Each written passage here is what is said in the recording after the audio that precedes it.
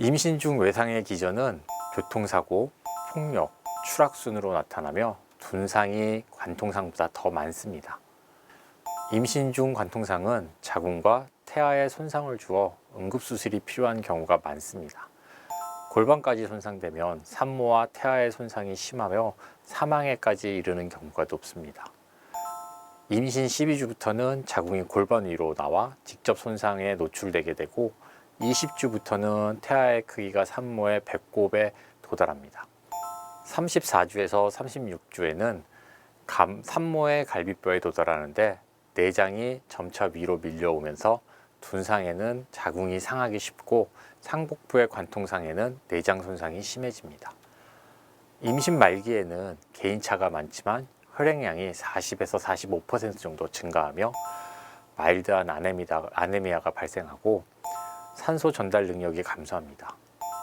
이러한 혈액량의 증가로 혈액을 40% 이상 잃어야 비로소 쇼크 증상이 나타나는데 산모의 쇼크 증상이 없어도 태반의 혈류량이 줄어들어 태아의 저산소증이 먼저 발생하게 됩니다. 임신 중에는 혈액학적 변화가 생기는데 하트레이트는 10에서 15회 정도 증가하고 심박출량은 30% 증가하고 전신 혈관 저항은 20% 감소, 혈압은 10mmHg 감소합니다. 임신 20주부터는 바로 누운 자세에서 커진 자궁이 하대 정맥을 압박하여 정맥 환류를 감소시키므로 심박출량을 30% 감소시킵니다. 그래서 혈압은 좌측 추가위에서 측정해야 합니다.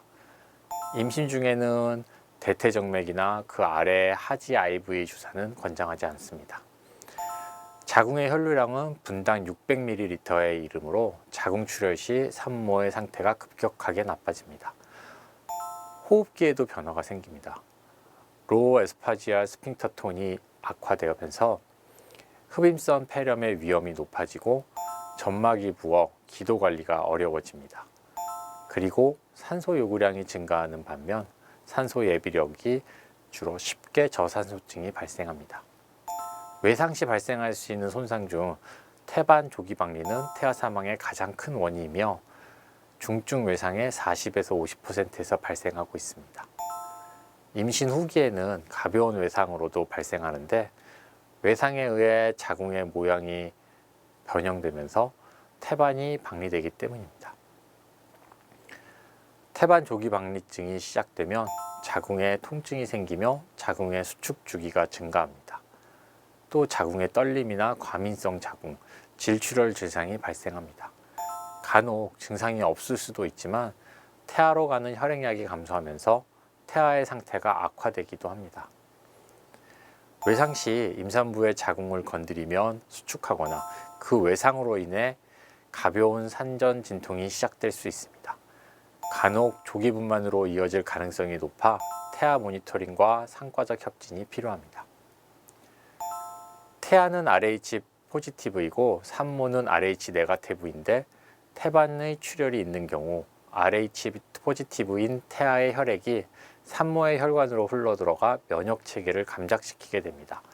그래서 RH 네거티브 산모에게 복부 외상이 있는 경우에는 증상이 없어도 72시간 이내에 면역 글로불린을 주사해야 합니다. 외상을 입으면 모체는 자궁 혈류량을 2에서 30% 감소시켜 모체의 혈액을 보전하게 되고 태아로 가는 혈류량은 감소하게 됩니다. 그래서 혈액의 30에서 35%가 소실된 이후 저혈압이 발생하면서 산모에게 쇼게 증상이 느리게 나타납니다.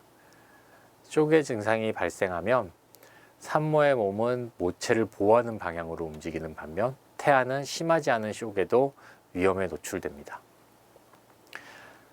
바로 누운 자세는 자궁이 대동맥을 압박하기 때문에 심박출량이 30% 줄어듭니다. 심폐소생술이 필요한 경우 환자를 좌측위로 기울인 상태나 자궁을 왼쪽으로 밀어놓은 다음 심폐소생술을 시행합니다. 좌측위가 힘든 경우 손으로 자궁을 왼쪽으로 밀어줌으로써 대동맥의 압박을 줄여줄 수 있습니다. 필요하면 제세동기를 산모에게 사용해야 하는데 태아에게도 안전합니다. 단 전기 충격을 가하기 전에 태아 감시 장치를 제거해야 하고 약물은 비임산부와 같은 약물을 사용합니다. 임신 중 발생한 심정지는 임신 상태가 아닐 때보다 소생 가능성이 떨어집니다. 산모와 태아를 모두 살리기 위해서는 산모의 소생이 가장 중요합니다. 산모의 심폐소생술을 위해 먼저 산모를 좌측과 위로 눕힙니다. 그리고 100% 산소를 공급하고 횡격막 위에서 혈관 주사를 연결하고 저혈압을 치료합니다. 그리고 치료 가능한 심정지의 원인을 찾습니다. 산모의 심폐소생술이 시작되면 제왕절개술을 고려해야 하며 즉시 산모와 신생아 진료팀에 도움을 요청합니다. 그리고 심폐소생술을 시작하고 4분 이내에 순환이 회복되지 않으면 제왕절개술을 시행해야 합니다. 24주 이상의 태아의 생존율은 5분 이내 분만 시 98%이며 시간이 흐를수록 떨어지게 되어 25에서 35분 정도 이내의 분만 시 25%입니다. 제왕절개 동안에도 산모에 대한 심폐소생술은 계속 시행합니다. 심정지 후 제왕절개술은 심폐소생술의 시 산모가 살기 어려운 상태일 때에는 태아를 분만시키면 살 수 있습니다. 또한 태아를 분만시키면 자궁으로 가는 혈류량이 줄어들고 대동맥을 압박하지 않아 심장 박출량이 증가하여 심폐소생술의 결과도 좋아집니다.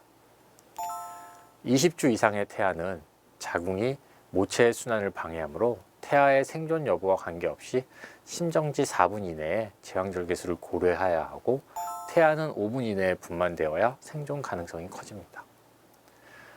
임신 주수에 따른 심정지 시 제왕절개술의 선택은 임신 주수 20주 미만은 제왕절개술을 고려하지 않지만 임신 주수 20에서 23주는 산모의 소생 가능성을 높이기 위해서 자궁 절제술이나 제왕절개술을 고려합니다. 하지만 분만시킨 태아를 살리기는 힘듭니다. 임신 주수 24에서 25주 이상인 경우에는 산모와 태아의 생명을 살리기 위해서 자궁 절제 수술이나 제왕절개술을 시행합니다. 5라디칼 이하의 방사선 노출은 태아에게 안전하다고 볼 수 있습니다. 가장 위험한 시기는 임신 8에서 15주 사이이며 16주에서 25주에 같은 효과를 내려면 많은 양의 도수가 필요합니다. 산모가 정상적으로 보여도 태아의 상태가 나빠질 수 있는데 태아 상태 평가는 산모 혈류량을 알 수 있는 가장 예민한 검사 방법입니다.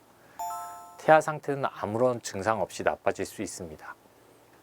태아의 심박동 검사는 태아 손상의 위험이 적은 경우 4에서 6시간 동안 시행하고 태아 손상의 위험이 큰 경우에는 24시간 동안 시행합니다. 다음의 증상이 있으면 위험 요소가 있음을 인지하고 있어야 합니다. 태아 심박 감시 장치를 이용하여 초음파 탐촉기를 산모의 복부에 대어 태아의 심박수를 측정합니다. 정상 심박수는 분당 120에서 160회입니다. 20에서 24주 이후에는 지속적인 태아 감시 장치를 사용합니다. 태아 심박수가 감소하거나 태동이 있어도 심박동 간 변이가 감소한다면 태아가 나빠진다는 증거입니다. 임신 중 외상의 치료 알고리즘입니다. 먼저 산모를 평가하고 임신 24주가 넘지 않았다면 산모에게 집중합니다. 산모가 안정적이지 않다면 바로 소생술을 시행하고 심정지 시 임신 24주 이상이면 제왕절개술을 시행합니다. 안정되어 있다면 태아 모니터링을 시행합니다. 산모의 기도관리, 호흡 확인, 순환 유지는 산모와 태아를 위해 모두를 위해 가장 중요합니다. 환자를 좌측 위로 눕히고 ABO와 RH 혈액형을 검사한 후 태아의 임신 주수를 확인합니다. 그리고 로우 면역글로불린을 사용이 필요한지 확인합니다. 영상 검사는 임산부가 아닐 때와 같은 방법으로 시행하며 태아 모니터링을 빨리 시작하고 산모가 다치지 않은 경우에도 최소한 4시간 동안 태아 모니터링을 확인해야 합니다. 외상이 있는 산모는 가능한 입원시켜서 관찰하고 가정폭력의 가능성이 없는지 확인합니다. 끝으로 임산부 외상에서는 태아보다 산모의 평가와 치료는 우선 시행되어야 합니다. 산모가 정상으로 보여도 태아의 상태는 악화될 수 있으므로 태아의 심박수를 지속적으로 평가하여야 하며 20에서 24주 이상의 태아는 모체의 혈액순환을 방해하므로 심정지 상황 시 4분 이내에 제왕절개술을 시작해야 합니다.